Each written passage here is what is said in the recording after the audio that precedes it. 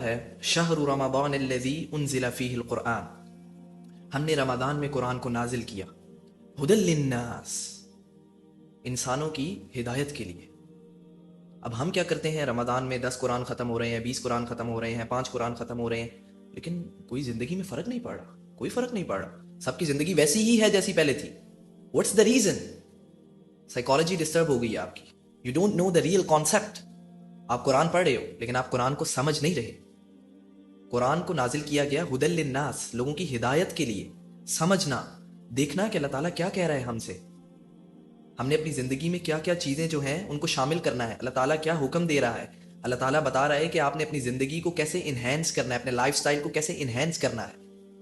اس لیے ہے قرآن۔ قرآن صرف اوپر اوپر سے پڑھنے کے لیے نہیں ہے۔ عرب میں جب صحابہ قرآن پڑھتے تھے، سب قرآن پڑھتے تھے، ان کو سمجھ آ رہی ہوتی تھی۔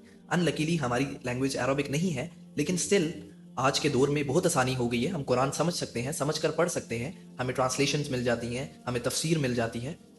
میں آپ سب سے یہ ریکویسٹ کروں گا کہ دس رمضان آپ یہ ٹرینڈ سٹارٹ کریں، آپ 10 قرآن پڑھنے کے بجائے، 2 قرآن پڑھنے کے بجائے آپ 5 چیپٹرز قرآن کے پڑھ لیں، لیکن سمجھ کر۔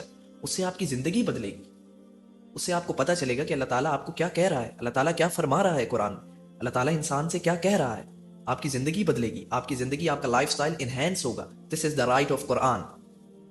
قرآن تو دنیا میں سب سے زیادہ پڑھی جانے والی کتاب ہے، لیکن اس کے اپوزٹ قرآن ایسی کتاب ہے جو سب سے زیادہ دنیا میں پڑھی جاتی ہے نہ سمجھ کر۔ کتنی زیادتی ہے قرآن کے ساتھ۔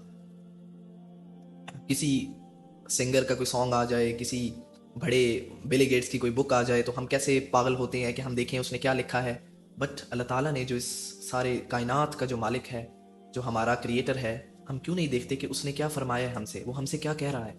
سو اس رمضان کائنڈلی یہ ٹرینڈ بنائیں، قرآن کو سمجھ کر پڑھنا سٹارٹ کریں، اور یہ پیغام، یہ میسج آگے پہنچائیں، فارورڈ کریں اپنے گھروں میں، اپنے کزنس میں، اپنی فیملی میں، اپنے سوشل سرکل میں، تاکہ لوگوں میں اویئرنیس پیدا ہو۔